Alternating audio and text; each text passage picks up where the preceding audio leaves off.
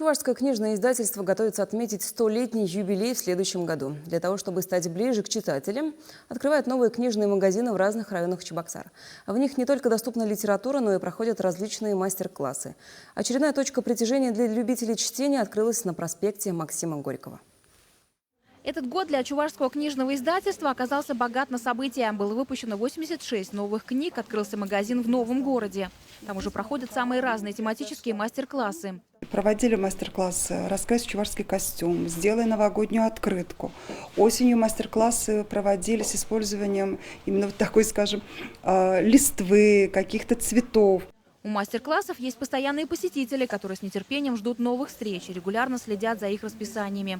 В новом магазине, открывшемся в северо-западном районе Чебоксар, любители чтения также найдутся. В округе много студентов, семей с детьми.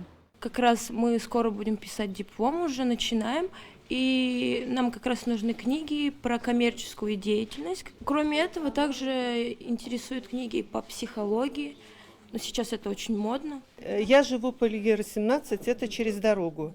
В нашем районе нет таких книжных магазинов, и мы очень рады. В предюбилейный год сотрудники Чувашского книжного издательства выезжали и в районы республики. Для читателей Алатыря, Яльчикского, Канашского и Батаревского районов были организованы встречи с писателями.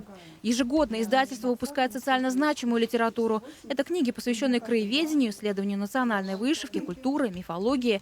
Было в этом году и много других проектов. Один из интересных проектов это был реализован с администрацией города Чебоксара. Это книга «Чебоксара 550», юбилейная книга.